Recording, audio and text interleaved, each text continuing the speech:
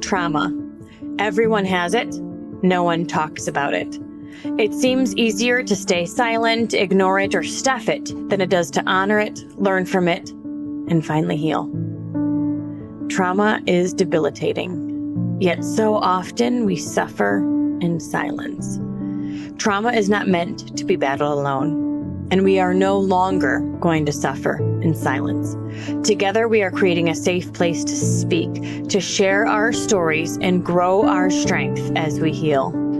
Together, we are giving a voice to those who have been silenced, bringing darkness into light, and letting God use our stories.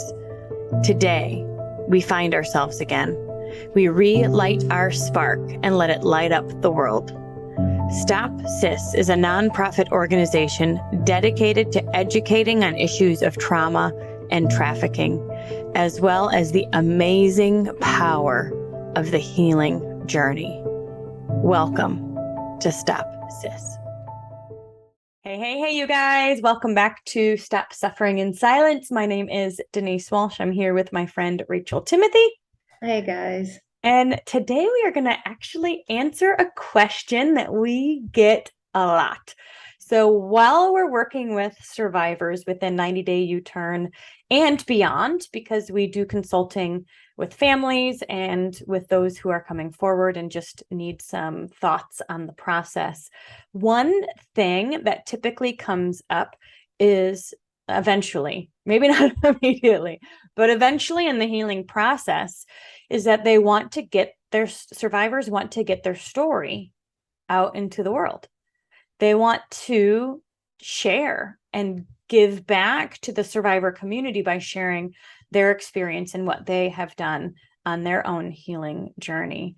In fact, over the next year or two or beyond, we are considering creating a survivor book where we support survivors in writing their story by giving them a chapter in the book. So we would work with, 15 or 18 people at a time who would all write a chapter, and we'd put that together in a book. So we thought that today we could talk a bit about how do you write your story? How do you maybe write a book? Or how do you share, verbally speaking your story with others in a way that makes as much sense as possible, that evokes and connects with them, and maybe even drives people to action. So, Rachel, you, number one, have spoken to small groups, to large groups, to schools about your story, and you have written a book about your story. Yeah. When you are starting the process of brain dumping your thoughts onto paper, what do you do first? Well, the first thing that I did was just brain dump without the thought of anybody necessarily reading it. What I have learned in the process of writing and speaking, especially about this topic, you don't have to be super articulate. You don't have to you know, be fancy with the way you write it or with the way you say it. People are just simply drawn to the content of what happened, what it is like to be a survivor, what you went through. The story speaks for itself, really. And it's just a matter of courage and allowing your vulnerability. Really, it's courage and vulnerability to get your story out there. And I would say a part of the healing process is writing your story out. I would too. Getting it out of your body and onto paper. Now, Yeah. I'm assuming that when you write it out, you may be a bit more detailed. You may, when you're brain dumping, you may just get it all out. And then when it goes to the editing process, what are some changes or things that you made? I took out, well, in my situation, I didn't want exact details of who the person was or maybe some of the other victims that were involved or places or whatever. So I did go back through and take out some of those things. But that just depends on how public you want to go with it. But there are, there's some people that say you don't go into that much detail as far as descriptions go. But that's just what you have peace with, I guess, at the end of the day. Yeah. I think with this type of topic, you can allude to a lot of things without having to describe it in detail, and people will understand. Oh, yes, exactly. But I have just been blown away at, I wouldn't say 100%, but I bet it's close to when I talk to a survivor and they'll say, I'd like to write a book about my story. And it's just this little fire in their gut, I think. And I do feel like it comes from a place of so long, maybe their voice has not been heard. And that feels like a place where maybe people will listen. Right, right. A couple things that I know I really enjoyed about your book, and this is something that uh, even when doing a presentation or a speech or a keynote or something like that, it's like the a thread woven throughout that you keep going back to. Mm. And so in your story, you began as a 36-year-old in a counseling office learning about grooming and Mm-hmm. then going, oh. And by the end, you were again, like if you took us through the whole story, but you ended up in a similar place, kind of coming full circle of being 36 on your healing journey. Yeah, exactly. That was not done on purpose, but I'm glad it turned out that way. Well, because you want what happens when people are reading or when you're doing a speech and a keynote is that people are picturing what you say. Mhm. And so you want to be descriptive in what you see, what you hear, what you smell, because somebody is imagining what you say. And so here's an example of what not to do and what to do. So let's say I were to come to you and say, "Oh, Rachel, you want to go to McDonald's down the road? Here's what you do. You want to turn right at the bush. Oh, wait, is there a bush there? I think that got burned down. Maybe it's a wildflower. So turn right at the wildflower, go 3 blocks. Oh, wait, actually two, and then go left. And after about a mile or two, you're going to see, I think that it is the Chick-fil-A. Turn right there, and right by the Chick-fil-A, there's a Taco Bell. But if you turn left there, you'll see the McDonald's 3 miles down." Yeah, I'm lost. Exactly. Exactly. So, of course, the alternative to that is saying, if you want to go to McDonald's, you go 3 miles, turn right at the bush, 2 blocks down next to the Wendy's, you'll see. You Mm. know, you want to be as clear and descriptive as possible. Yeah. Another example is if you are writing about a Thanksgiving meal, and you Mm. could say, "We sat down for Thanksgiving and ate dinner. Football was on in the background. We have sweet potatoes on the table that we pass around. And Mm. while we're passing around the sweet potatoes, we're asking each other about what we're the most thankful for this year." Yeah. You could see that, like at the beginning, it's like we sat down, the end. But as I started to get more descriptive with it, you could imagine yourself having the Lions game on or passing things around or talking with your family. And so, your story needs to be a bit linear in that way because otherwise people can get confused. Right. That makes sense. I know I have had many people say, the way that and it's kind of funny, the way that I'm able to explain it from a 9-year-old's point of view blew their mind because I mean, it made sense. And I'm like, well, that's because I was probably 9 years old when I was writing it emotionally. Like I can easily go back to those feelings of the 9-year-old, especially back then when I wrote it. It was very much a part of who I was.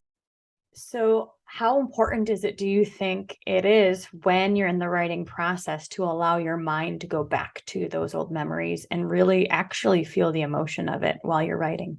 Oh, it's huge. I mean, that's the whole point to doing it. It's for your own healing, but then also to give a window so that other people can see what it was like. But this makes me think of a conversation you and I were having yesterday about how you can go back to your memory and change the meaning of it.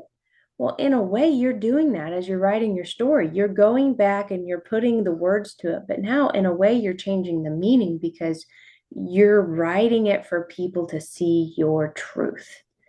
Instead of like, woe is me, this is terrible, look at how bad my life is. It's like, this is my story and this is where I am now. And it's powerful and empowering, in my opinion. Yeah. Yeah, because even though you may emotionally revisit that tough situation, and you also are seeing it through those adult eyes. Yes. And so it's a different experience. Yeah. So another example would be when I was a kid, I was taken to a house out in the country, and that's where I was sold repeatedly. It was basically a brothel. It was a brothel. It's just not one that you would think that you would see. But honestly, according to the FBI agent, those are the type of brothels that are hidden all over America. Side note. As an adult, we found the house, and Granny and another friend of mine and I went back to that house and we revisited it.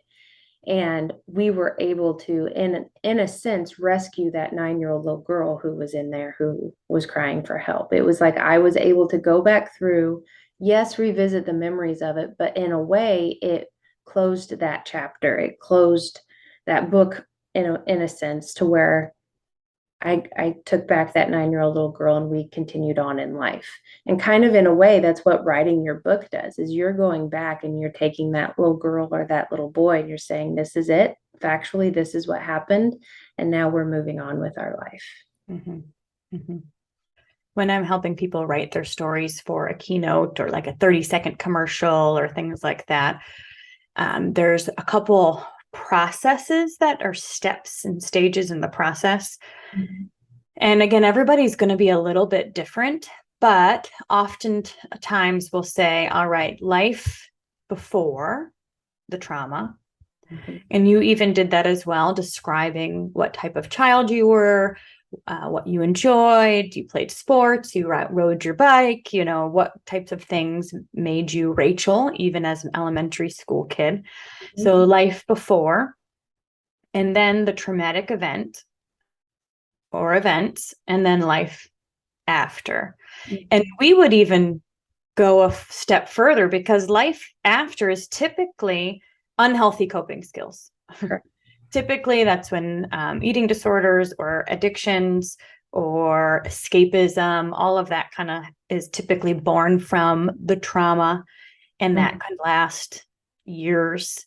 And Mhm. then there's also the healing journey where the goal there is to heal those memories so we're no longer operating out of that hurt and pain, which Yeah. means coping skills in the healing pieces are more healthy.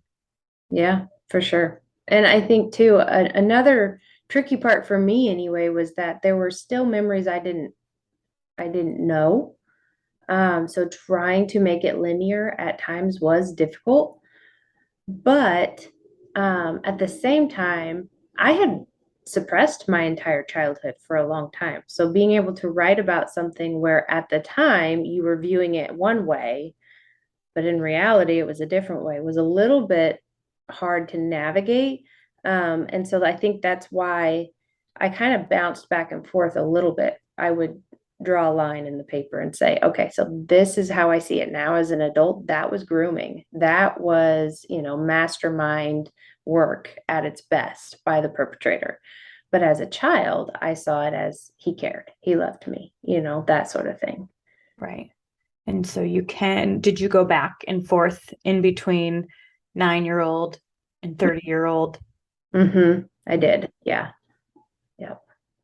And so for somebody who is wanting to get their story out, I think I love the idea of just brain dumping. And because I think, number one, if you write about what life was like before, if you're writing about the trauma itself is therapeutic, but then writing about how it impacted you, that's like what the life after is. How did it impact you?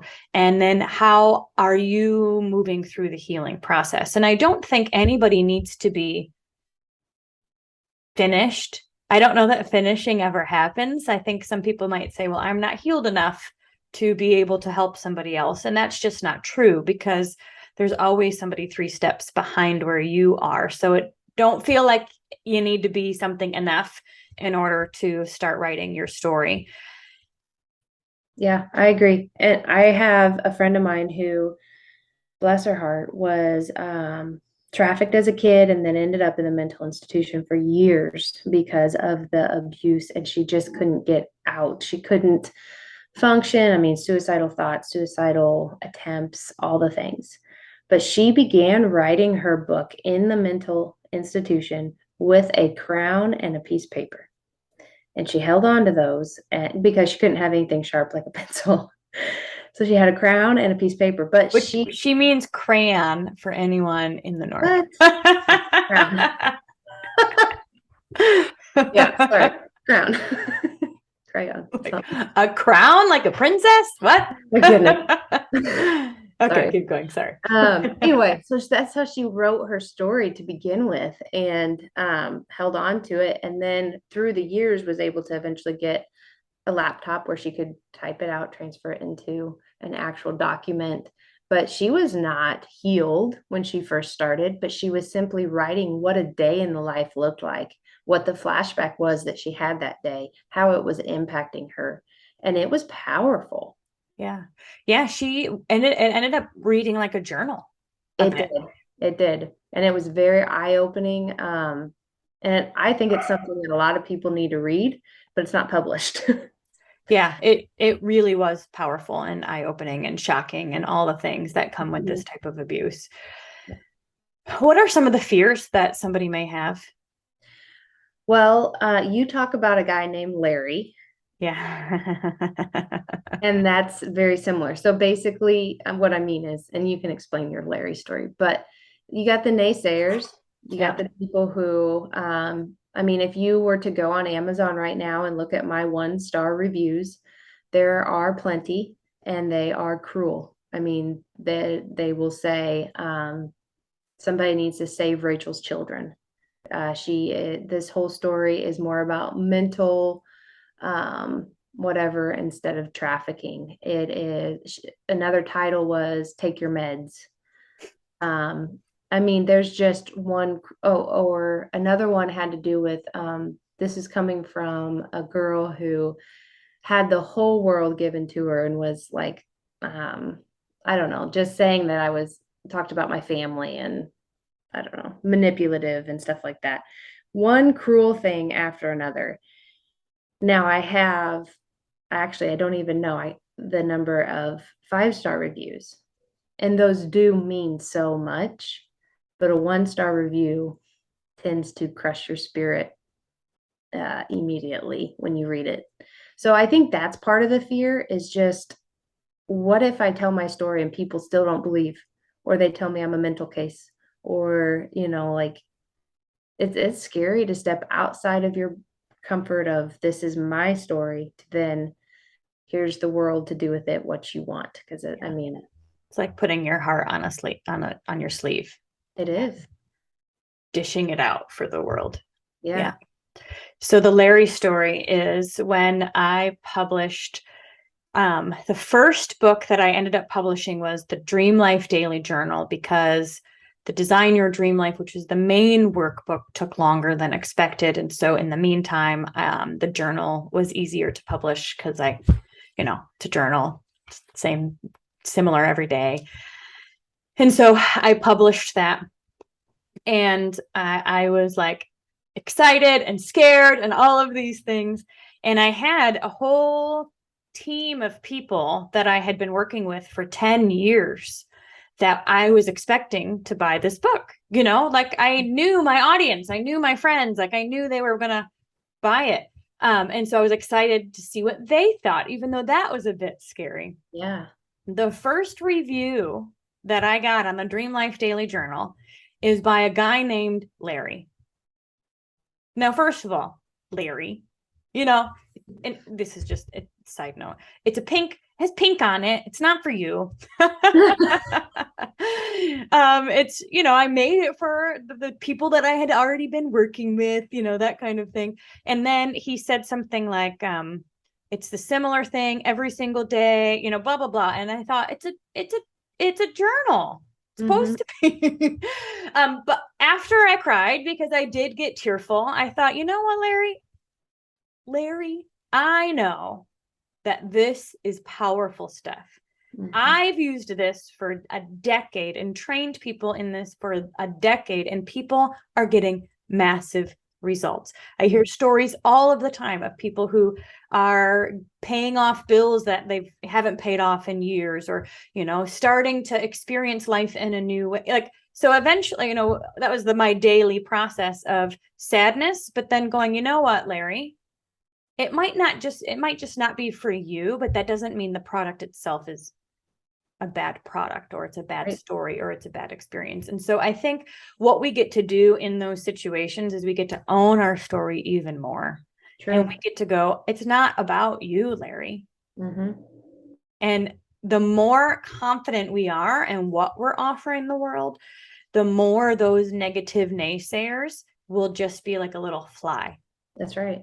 Because on the flip side of that, there's all these people that are getting served by your book, that are benefiting from their book. Their eyes are being opened from their book, from the Dream Life Daily Journal, from whatever is being published. And I think knowing that that is why we did it is really what we get to remember in the midst of any of those naysayers or haters. So just know that it's a part of the process. Any sort of negativity. I love Brene Brown's like spiel, where she says, I really only listen to criticism when you're in the ring with me.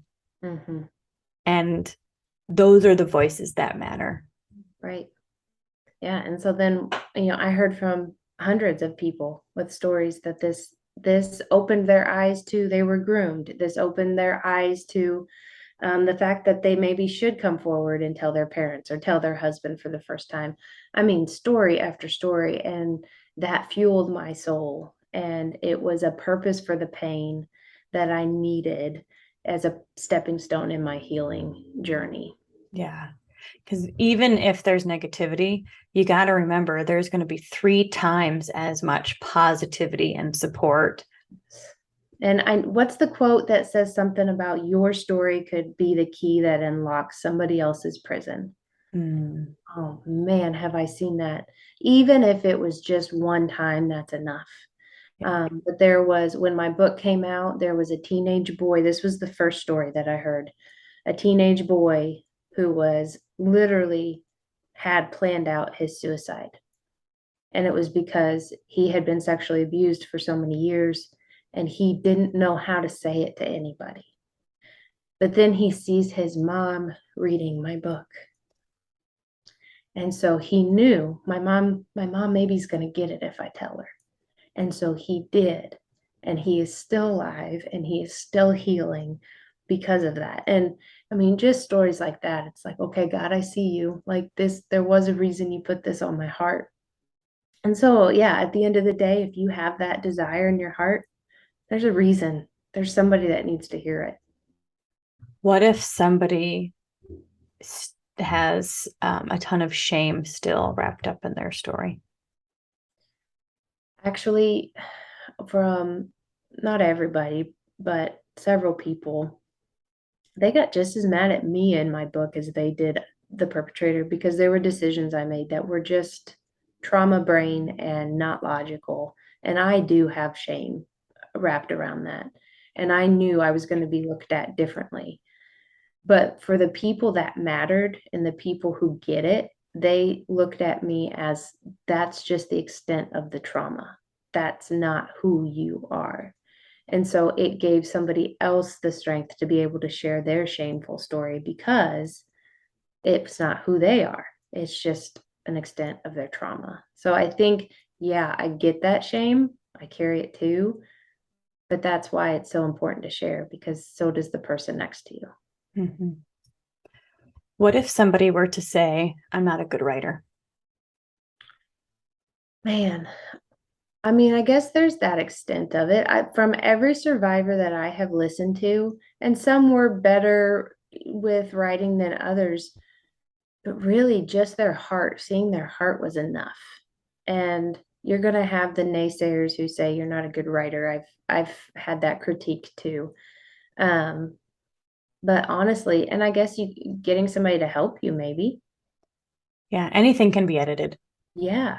Yeah. Anything and everything can be edited. So I feel like when I write, I don't flow with it when I type. It's getting better. I have to like put on my, what is it, 465 hertz? Is that what it is? 432. 432, 432. And that's an idea, you guys. Go to YouTube, put in 432. It's really great sound that helps you kind of get into flow.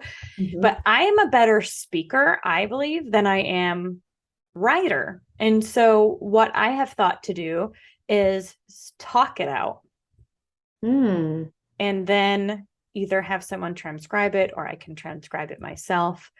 You can also just brain dump story after story or before trauma, after healing. You can brain dump those sections and then have somebody help you to edit it. So you can go to, I mean, we've got tons of resources, and Upwork or Fiverr are both places. There's lots of self-publishing kind Mhm. of companies, people that help you in that process now. And so they'll take what you wrote and amp it up another notch just by making sure that it flows, it's coherent, it makes sense. And if there's anything that's missing, like, ooh, I need, this, they'll Fire. help fill in some of those blanks. Yeah. So certainly you can get help. And I think that's why we're excited to support people on this journey, because we can be that support Yeah. while somebody is brain dumping. And, there may be pieces of the puzzle where it's like, well, you've already explained this enough. You don't need to keep going. Let's move on. Or, we'll be able to support in that process too. Yeah. So when we had our retreat not that long ago with the survivors and we did the Dream Life dinner, I don't know how many girls walked down with the dream of, I just published my book, or I just published my second book, or it was so dang cool to see Yeah. that. And yeah, just getting to be an encouragement to them. Yeah. So I'm going to go tangible now because I feel like one of my superpowers is to take this vision and then like put it on the calendar. Mm. And so what I often see is people say a Mhm. lot, but they're not doing a lot. And so if writing a book is something that you want to do, I would recommend putting a time on your calendar consistently, whether it's 2 hours a day or maybe 4 hours on a Saturday or 2 hour, there's no right or wrong. It's just the consistency of it where you can sit down and give yourself the space. Because even when I wanted to write my book, I thought, well, I'm a busy person. I'll do it in the nooks and crannies of my day. It never happened. So I Oh, had to put it on my calendar. And then what I did is I put write book on my calendar. So I'd get down, come to my office, then I'd be like, I don't know what to write about. yeah. So what I had to do then was take that big write book, figure out maybe the chapters or the sections that I wanted, and then break it down even further. So maybe it's write life before. Mm. Maybe it's write about specific pieces of the journey. Maybe it's, so you can break it down into manageable bite-sized pieces and put those bite-sized pieces on your calendar to create the space for you to actually do it. Yeah. You can write a book in a weekend, you guys. You can write a book in 3 months. It could take years. So Mhm. there's, again, no right or wrong. It's just how much of a priority is this for you? And where are you in your journey where like it may take you longer to write certain things because of the emotion that it pulls up, or it could be fairly easy. So it just depends. But I think at the end of the day, you want to set your goal and then reverse engineer it.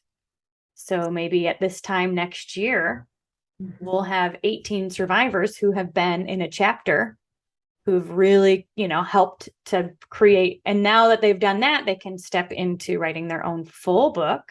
Yes. And then it goes from there. And so I think you're going to have the type of personalities where like scheduling it is Yeah. probably best. That's not quite my personality. And what worked for me is when I feel it and start to get the words in my head, I have to pause and write. Like I just have to stop what I'm doing and get it out.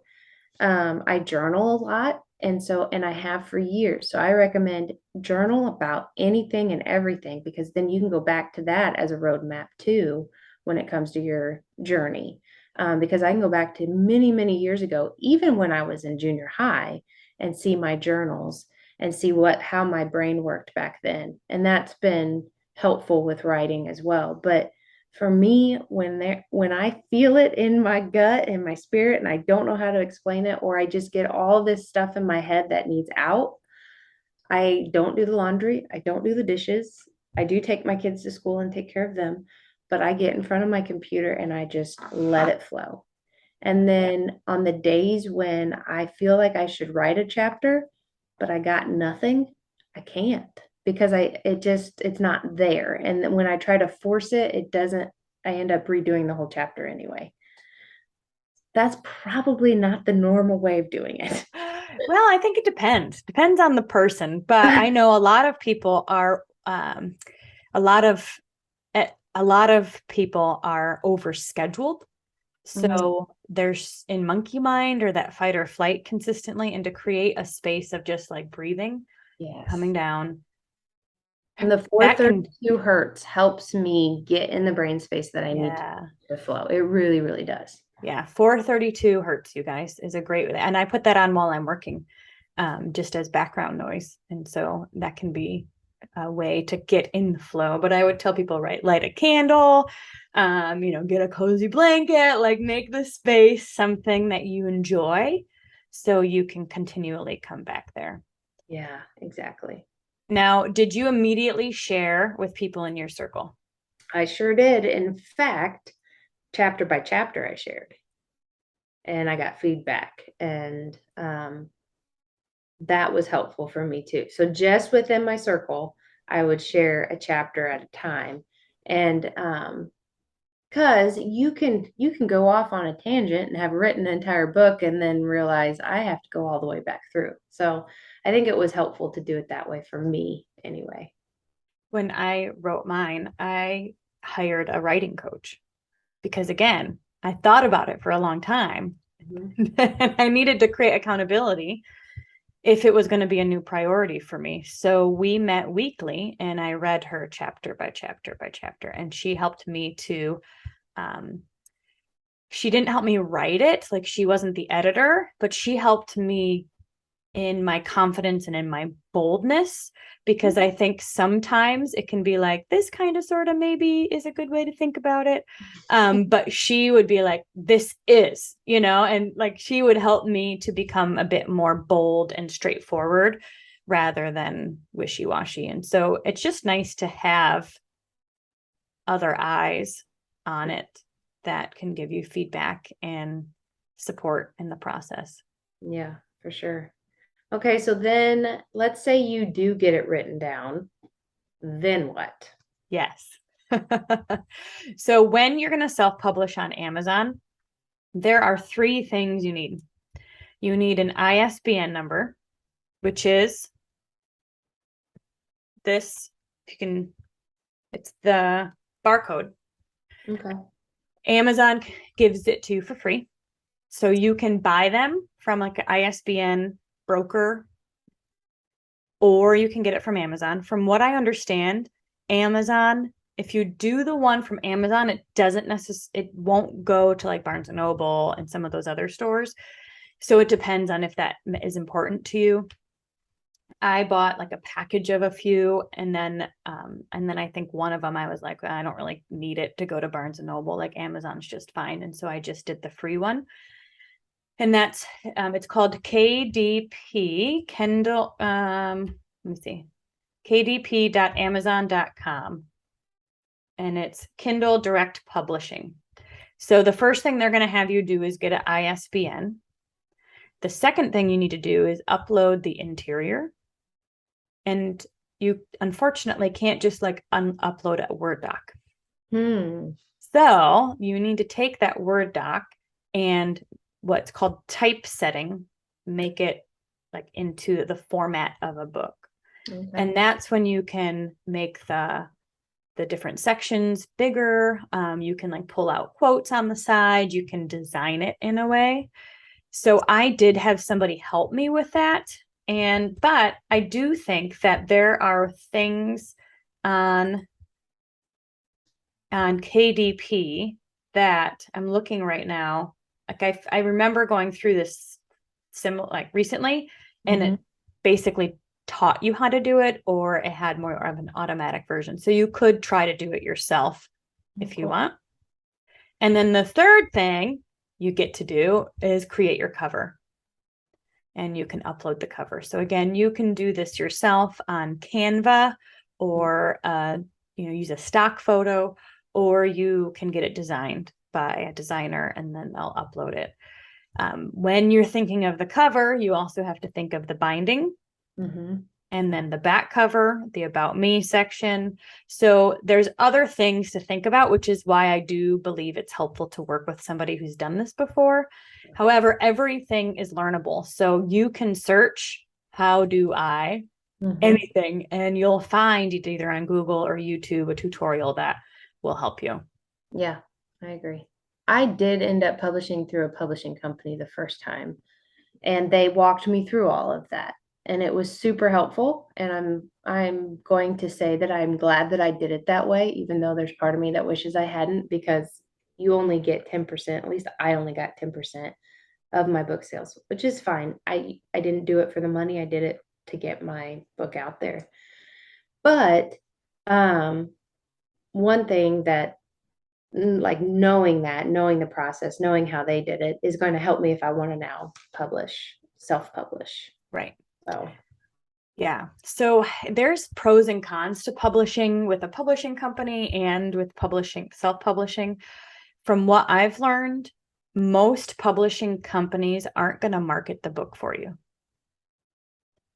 you can pay for them too. Okay.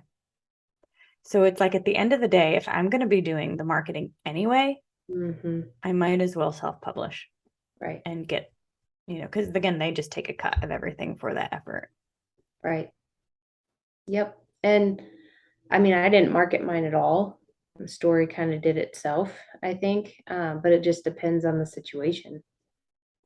Yeah. So, but I know you can take, especially if you're a local author, you can take your book into a Barnes and Noble, at least I could, or any other bookshop and say, "Hey, I'm a local author. Would you sell my book?" And a Mhm. lot of times they will, and they'll put it under the local author spot. Yeah. Yeah. The other thing that you can do with your book is, number one, you can give it away for free to survivors, to others, just to get your story out. And then you can also use it as a way to grow maybe more of your platform. If you want to start speaking or sharing your story at schools, a book is kind of a easy in a sense. Like it's an easy way for somebody to get to know you without you spending time on the phone, without you telling your story a million billion times. Like you can get your story out. So you could consider sending it to schools, sending it to places where you would want to share your story. Once you have a book too, what's really helpful is that it's kind of like helped you linearize your own story. And so I know even for you to go on podcasts, I'm sure having written your book, it was easier to then talk about your story, to know what points to hit, to, because you guys, we all could tell our story in 15 minutes or 15 hours. And Mhm. so when you got a 45-minute spiel or a 20-minute spiel, like having that content kind of brain dumped and organized makes it a bit easier then to then go speak and share. Yeah. You Yep. could go to small groups at your church and say, hey, could I share my story, and travel and, be at the different small groups instead of a bigger congregational meeting. There's Yeah. a lot of ways that you can use your book as kind of an in to start doing other things. Yeah. And I mean, I would say first and foremost, pray, pray, pray. See what it is that God wants you to write. See what it is that God wants you to do with it. And follow his calling with it, because sometimes you can get wrapped up in the thought of, oh, this is going to make the New York Times bestseller, or this is, really, let's just focus on, what does God want to do with my story? The testimonies that he talks about in the Bible and how powerful those are is just another encouragement for us that testimonies still matter. In fact, that's how you get to somebody's heart, usually more than anything, is to hear a testimony. And so this is an empowering part of the kingdom, and is sharing your story and sharing what you've come from and how you are on the other side. So it's empowering. Don't look at it like scary. As I Yeah. say, it's a big part of the kingdom, but it's so dang cool that we get this chance. Yeah. Yeah. And I don't want somebody to say, well, I don't want to speak, or I don't want, you don't need to do any of it. It's Mhm, just cool to see what doors open mhm, as you start laying out this path. Now, let's talk about closing, because I think closing, and oftentimes when you are writing a book or when you're speaking, you want to close your story or this chapter, but then also offer an action step or an idea for the reader to do. Like, now what? Now that I know this information, what can I do to have open eyes, to be watchful of those in my community, to support survivors on their healing journey? Like, what are some next steps for people? And when you're closing, I think those are that's just something to think about yeah. rather than the end. Yeah. I had written my book years before, and so then I ended up doing an epilogue at the end of kind of an update of things, and then my hopes that of what the reader will obtain from reading this book, and my prayer for them as they move forward. Because, I didn't want my book to scare them, or anything, or traumatize them or anything like that, but I wanted it to be a chance to open their eyes to some reality of what's going on around them. And so yeah, that was kind of how I ended it. And I have heard from so many people that they read my book like in one sitting because they needed to get to the happy ending. And there was none. And then they're like, when is the next book coming out? And When is the happy ending? when's the happy ending? Yes. In heaven. No. So, Yeah, yeah, I think you're right. What's so powerful about stories is that people want to know what happens next. mhm. And they see themselves in your story, which is why there's so much emotion, because it's you're literally like transferring some of that emotion into the reader, and they are pulled to feel that same empathy and sorrow and shock and anger. Like, they are on this emotional roller coaster too, which is why at the end it's helpful to say, what are some next steps that people can do? You Yeah. can join us in X, Y, and Z, or share this book with others, or, whatever the case may be. Yeah. Or think about, well, in my situation, it was kind of like, think about the people in your lives. Because I've had people say, well, this reminds me of so and so back in my fifth grade class. I know I'm still friends with her on Facebook. I wonder if I should check in and just see, did something happen when she, like, because you can now see the details of grooming or abuse after having read a book about it, and Mm-hmm. maybe in your kids as friends, or I mean, oh, it just changes everything to have your eyes opened. Yeah. Yeah. So if you're out there and you are considering, or you've thought about writing down your own story, we are encouraging you to Yes. do it. Whatever happens, even if you never publish it, minor details, you writing down your story is empowering and healing for you. What would you say to somebody who's curious and interested, but a bit nervous or skeptical to write down their own story? Yeah, I agree with writing it and then see where it goes from there, whether you publish it or not, whether you share it with anybody or not. One thing that people said to me often was, well, what if your kids read it someday? And well, I hope my kids do know. Not, I don't want them to know necessarily the nitty gritty details of anything, but this is their mom and this is what their mom went through. And to hide that from them doesn't feel right either. But they can see how God used it for good. And I think it's just a matter of how you shape it and explain it to your kids. So, I mean, there's going to be obstacles that Satan wants to throw your way to say, oh, don't do that, or you're not worth that, or, you don't write good enough. Silence those lies because God is the author of your story. And there's a reason why it needs told. Amen. Amen. And it could even be on a piece of paper. Yeah, sure. It could even be on a piece of paper. Start somewhere and then see where it leads. Yeah.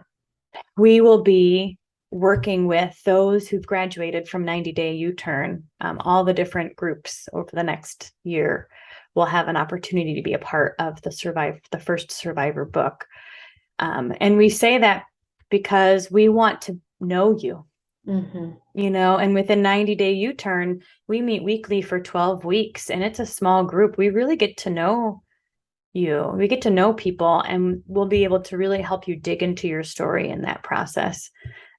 So it's not something where we're going to advertise and say, if you want to write your story, we'll help you. It's really for those that have been through the programs.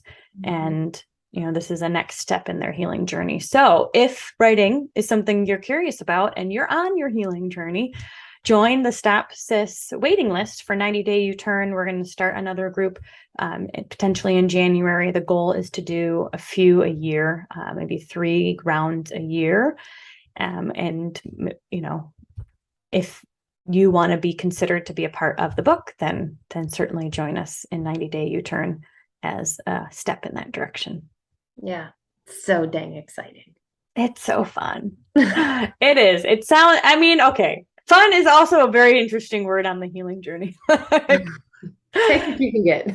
Yeah, it's as fun as you can get with where we are. But as people who have seen so much healing happen, even in 90-day U-turn, if people are just taking a deep breath for the first time and are now experiencing emotions they haven't felt in a long time. It doesn't feel good in that moment, but we knowing where they're going in this process, it's so much fun to see because we know it's a part of the process and it only can get better. So, can I share a survivor story really quick? of course. Okay, because I got a message last night from one of our survivors from our last group. And I just feel like it's so dang cool where her brain was last night and how she explained things. But she said, well, let me back up a little bit and just say this woman pulled herself out of a sinful life of decisions with something that she was doing that she knew in her heart was wrong and that it was separating her from God. And she said no to that lifestyle. And she has completely just walked away from it and is taking the hard steps towards that and towards being obedient to God, which was 100% her decision, God working within her to do that. But now that she's outside of that lifestyle, there's a loneliness that has set in that I think Satan is kind of creeping in, trying to get her to think maybe she made the wrong decision. And, she's gone through some doubts and some heavy emotions, which is part of that mourning process. But she sent me a message last night and she said, Rachel, did you know that when Jesus was getting ready to be crucified, and he was in the Garden of Gethsemane, and he was crying, and he was sweating blood, and he was in anguish, and he said, take this cup from me, God. He wasn't saying it because he was afraid of the pain, the physical pain that was to come. He was saying it because he knew he was taking on the sin of the world, and with that, he would be separated from his Father. And that's what made that so difficult, because he didn't want that separation from God. And it's like, I've had it with the sins in my life that I held onto as my coping skills, and she's had it. And for us to be able to say we get it, because now we don't have that separation and it feels so dang good. And I mean, she had those emojis of her mind was blown because it made sense. And I was just like, yes, this is awesome. This is amazing. God, you're doing so much good in their lives. And I just had to share that because I felt like that was a huge, huge. Growth is always powerful. Even if it's not easy, it's powerful. And we're either growing or we're slowly dying inside. That's literally our two options. And so for those that are on the healing journey, maybe writing is your next step in the process. And it's happening. So we're excited to partner with you on this journey as wherever you are. So, all right. Definitely check out the links in below where you can join the 90-day U-Turn Stop Cis waiting list. Our website is almost done, and we're super excited about that. We're going to do some fun stuff when the website launches, so you guys can be a part of that process. But anything else before we end today, Rachel? Nope, I think that's it. All right. I am going to, this is a good one for today. Because writing is action. It's putting energy towards the healing process. And this is what this I declare is about. So I declare I will put actions behind my faith. I will not be passive or indifferent. I demonstrate my faith by taking bold steps to move towards what God has put in my heart. My faith will not be hidden. It will be seen. I know when God sees my faith, he will show up and do amazing things. This is my declaration. And this is my declaration for you. Have an awesome, awesome day, my friends, and we'll see you next week. Thank you so much for listening to this powerful episode of Stop Suffering in Silence. If you are interested in booking Rachel to speak at your school, your church, or on your podcast, then please email openblindeyes@protonmail.com. If you are interested in sponsoring a survivor on their healing journey and would like to donate to Stop Cis, then please check out the link in the description box or show notes below, or you can email stopcis@protonmail.com. And finally, if you are currently suffering in silence, or you know somebody who is, whether they're dealing with a current trauma or one from the past, then we will always recommend that you reach out to your local resources and find a counselor that you can trust, because nobody is meant to suffer alone. Have an amazing week, and thank you for being here.